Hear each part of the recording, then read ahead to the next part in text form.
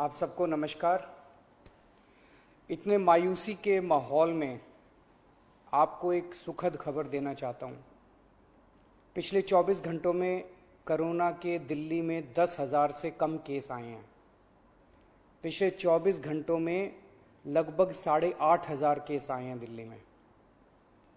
पिछले कई दिनों से दिल्ली में बहुत ज़्यादा केस आ रहे थे।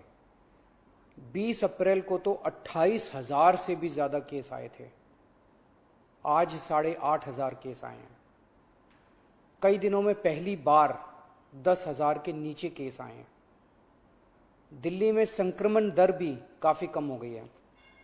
पिछले 24 घंटों में संक्रमण दर केवल 12% रह गई है। संक्रमण दर का मतलब अगर हम 100 लोगों का टेस्ट करते हैं तो उसमें कितने लोगों को कोरोना मिलता है। ज़्यादा संक्रमण दर का मतलब होता है कि कोरोना बहुत ज़्यादा फैला हुआ है। आज ये संक्रमण दर केवल 12% आई है। 22 अप्रैल को ये 36% तक पहुंच गई थी दिल्ली में संक्रमण दर। इसका मतलब दिल्ली में अब काफ़ी कम लोग बीमार पड़ रहे हैं। अस्पतालों में भर्ती लोगों की संख्या भी अब काफ़ी कम हो गई है। पिछले 10 दिनों में दिल्ली के अस्पतालों में कोरोना के 3,000 से ज़्यादा मरीज कम हो गए हैं, यहाँ कि 3,000 बेड खाली हो गए हैं। और अब अस्पतालों में बेड मिलने में परेशानी नहीं हो रही है।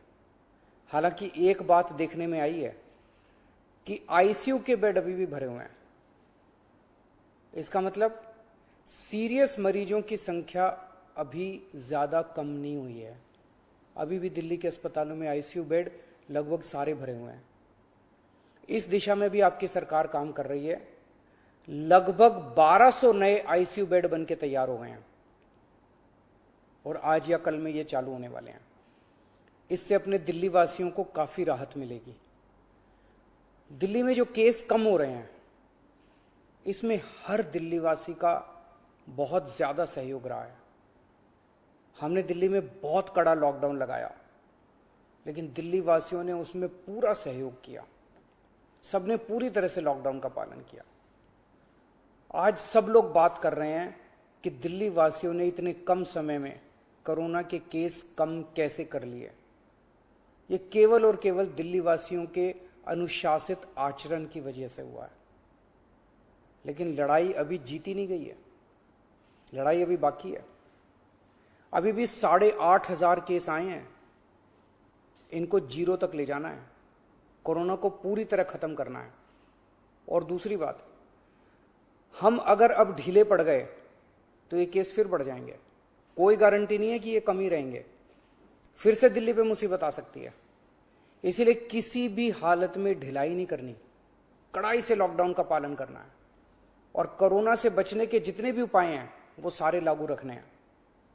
दिल्ली सरकार भी अपने इंतजामों में कोई कमी नहीं छोड़ रही। हम अभी और नए ऑक्सीजन बेड बना रहे हैं। ऑक्सीजन के कई हजार सिलेंडर खरीद रहे हैं। नए नए आईसीयू बेड बना रहे हैं, ताकि भगवान ना करे अगर कोरोना के केस फिर से बढ़ गए तो हमारी तैयारी में कोई कमी नहीं होगी। पिछले कुछ दिनों में बेहद दुखदाई, बहुत दुखदाई दिन बीते। पिछले सभी कोशिशों के बावजूद हम अपने कई दिल्ली वासियों को बचा नहीं पाए। कई परिवारों में तो 1 से ज़्यादा मौत हुई है। मैं भगवान से प्रार्थना करता हूं कि इन सभी आत्माओं को शांति प्रदान करे। मैं ऐसे कई बच्चों को जानता हूं जिनके दोनों माता पिता चल बसे। अब उनका इस दुनिया में कोई नहीं है। मैं ऐसे सभी बच्चों को कहना चाहता हूं कि उनके दुख को मैं समझता हूं, पर आप चिंता मत करना बच्चों। आप अपने आप को अनाथ मत समझना। मैं हूं ना। किसी भी बच्चे की पढ़ाई बीच में छूटने नहीं देंगे। हर बच्चे की पढ़ाई जारी रहेगी। हर बच्चे की पढ़ाई और उन बच्चों की परवरिश का खर्चा सरकार उठाएगी। ऐसे कई बुजुर्ग हैं जिनके जवान बच्चे थे, वो कमाते थे तब उनका घर चलता था। अब वो कमाने वाले बच्चे नहीं रहे। ऐसे सभी बुजुर्गों को मैं कहना चाहता हूं कि आपके बच्चे चले गए। इस बात का मुझे बेहद अफसोस है, लेकिन आप चिंता मत करना। अभी आपका ये बेटा जिंदा है। ऐसे सभी परिवार जिनमें कमाने वाले व्यक्ति की मौत हो गई, उनकी मदद सरकार करेगी। ऐसे परिवारों की हम आर्थिक मदद तो कर देंगे, पर ऐसे बच्चों को, बुजुर्गों को इस वक्त प्यार की ज़रूरत है, हमदर्दी की ज़रूरत है। मेरी ऐसे परिवारों के सभी पड़ोसियों और उनके रिश्तेदारों से विनती है, इनका ख्याल रखना। ऐसे परिवारों पे बहुत बड़ी मुसीबत आई है, इन्हें अपना प्यार और अपनी हमदर्दी देना।